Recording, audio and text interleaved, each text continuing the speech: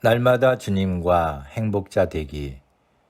여러분 안녕하십니까? 조이풀 큐티와 오늘의 기도입니다. 조이풀 큐티 1993호 흩어진 나그네로 사는 법. 베드로전서 1장 13절에서 17절 말씀입니다. 그러므로 너희 마음의 허리를 동이고 근신하여 예수 그리스도에 나타나실 때에 너희에게 가져올 은혜를 온전히 바랄지어다. 너희가 순종하는 자식처럼 이전 알지 못할 때에 줬던 너희 사욕을 본삼지 말고 오직 너희를 부르신 거룩한 자처럼 너희도 모든 행실에 거룩한 자가 되라.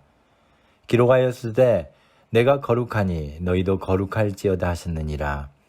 외모로 보시지 않고 각 사람 행위대로 판단하시는 자를 너희가 아버지라 부른즉 너희의 나그네로 있을 때를 두려움으로 지내라.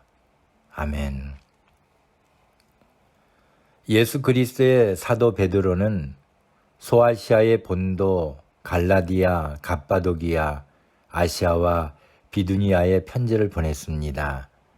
그런데 편지를 받는 대상을 흩어진 나그네라고 했습니다. 당시의 그리스도인들은 온갖 박해와 고난을 받고 있었습니다. 사도행전 8장 1절에서도 예루살렘에 있는 교회에 큰 핍박이 나서 성도들이 흩어졌다고 기록되어 있습니다.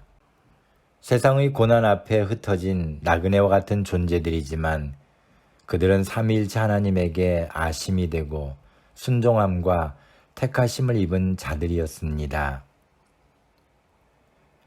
베드로는 우리에게 나그네로 있을 때를 두려움으로 지내라고 했습니다. 왜냐하면 우리가 아버지라고 부르는 하나님께서 각 사람을 외모로 보시지 않고 행위대로 판단하실 것이기 때문입니다.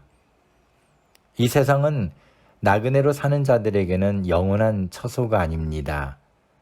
나그네에게는 돌아갈 본향이 있습니다. 성도들은 이 세상에서는 나그네처럼 살지만 영원한 천국에서는 나그네가 아닌 하나님의 백성으로 살게 될 것입니다. 그때까지는 그리스도인으로서 이 세상에서 하나님의 백성답게 살아야 할 사명이 있습니다. 흩어진 나그네로 사는 자들은 마음의 허리를 동이고 근신하여 재림의 주께서 주실 은혜를 온전히 바라며 살아야 합니다. 마음의 허리를 동이라고 하십니다. 마음에도 허리가 있을까요? 마음을 강하고 단단하게 주님의 은혜에 붙들어 매라는 말씀입니다. 나그네는 그런 자세로 살아야 합니다. 성도가 사는 힘은 오직 하나님의 은혜이기 때문입니다. 이처럼 주님의 은혜를 받는 자들은 또한 사욕을 버리고 하나님처럼 모든 행실에 거룩한 자가 되어야 합니다. 흩어진 나그네로서 오늘 우리가 사는 법은 고난 속에서도 오직 주님의 은혜를 바라며 거룩한 자가 되는 것입니다. 감사합니다. 오늘 함께 나눌 기도 제목은 이 땅에 나그네로 살아가는 저희들에게 은혜를 더하여 주옵소서. 거룩한 주님을 바라보며 거룩한 자가 되게 하옵소서. 오늘의 기도문입니다. 전능하신 하나님, 저희들의 외모가 아닌 행위대로 판단하시는 하나님께서 오늘 저에게도 마음의 허리를 동이고 근신하여 주님의 은혜 안에 살게 하시니 감사합니다. 재림의 주께서 다시 오실 그날까지 오직 하나님의 거룩한 백성으로서 은혜 안에 살게 하옵소서.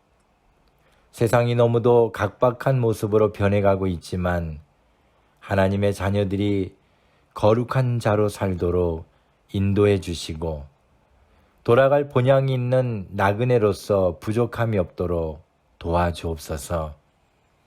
언젠가 주님 앞에 서게 될 그날까지 하나님의 말씀과 기도로 거룩한 삶을 살기 원합니다. 세상의 유혹에 마음을 빼앗기지 않고 버릴 것은 버리고 취할 것은 취하며 살아 하나님을 기쁘시게 하는 자가 되게 하옵소서. 세상의 곳곳에 흩어져 주의 복음을 증거하는 하나님의 백성들에게 능력을 더하여 주시고 주의 말씀을 전할 때마다 놀라운 역사가 일어나게 하옵소서. 날마다 하나님의 사랑으로 살아가는 저희들이기에 한순간도 하나님 없이는 살아갈 수 없는 연약한 자들이오니 언제나 주님의 품 안에 거하며 살도록 인도해 주옵소서. 예수님의 이름으로 기도합니다. 아멘. 오늘도 주님 안에서 행복한 하루가 되시기를 소망합니다.